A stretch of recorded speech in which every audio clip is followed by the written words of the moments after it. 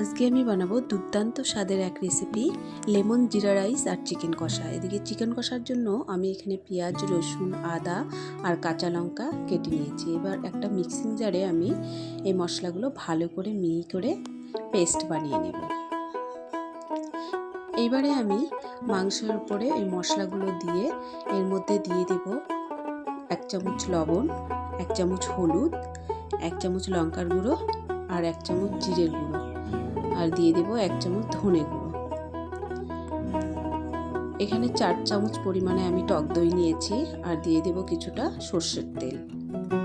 এবার ভালো করে আমি মেখে নেব। যত ভালো মাখা হবে তত মাংসটা সফট হবে। এবার আমি কিছুক্ষণের জন্য 30 মিনিটের জন্য রেখে দেব। এবার তেল গরম করে আমি পেঁয়াজের বেরেস্তা বানিয়ে নিব। পেঁয়াজটাকে ভালো করে ভেজে নেব।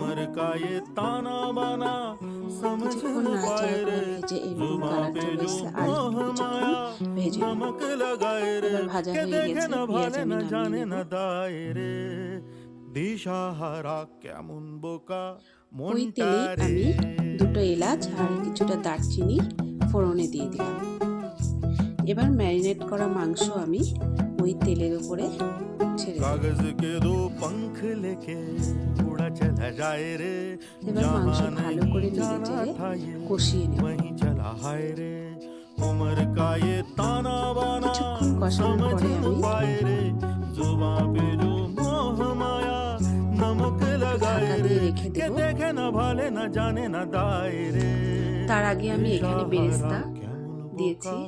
বেরেস্তা দিয়ে আবার কিছুক্ষণ নেড়ে চেড়ে আমি এবার 10 মিনিটের জন্য ঢাকা দিয়ে রেখে দেব। এবার মাংস থেকে জল ছেড়ে এসেছে। এবার আমি ভালো করে কষতে থাকবো যতক্ষণ না তেল ছেড়ে আসে। এবার মাংস কষানো হয়ে গেছে, এবার নামিয়ে নেব। এবার একটা কড়াইতে তেল গরম করে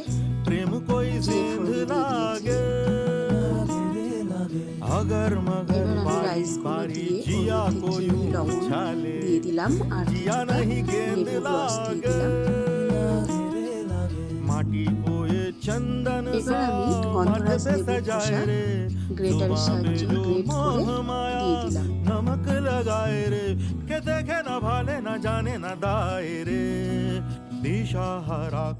এইভাবে একটু নেড়ে চেড়ে ধনেপাতা কুচি দিয়ে নামিয়ে দিলাম। এবার রেডি করে ফেললাম জিরা রাইস আর চিকেন কষা। থালিটা কেমন হয়েছে অবশ্যই জানিও। ভালো লাগলে লাইক, কমেন্ট এবং সাবস্ক্রাইব করতে কিন্তু ভুলবেন না। এইভাবে বানিয়ে খেয়ে দেখবেন, খুব সুস্বাদু এবং টেস্টি, দেখতে লোভনীয়।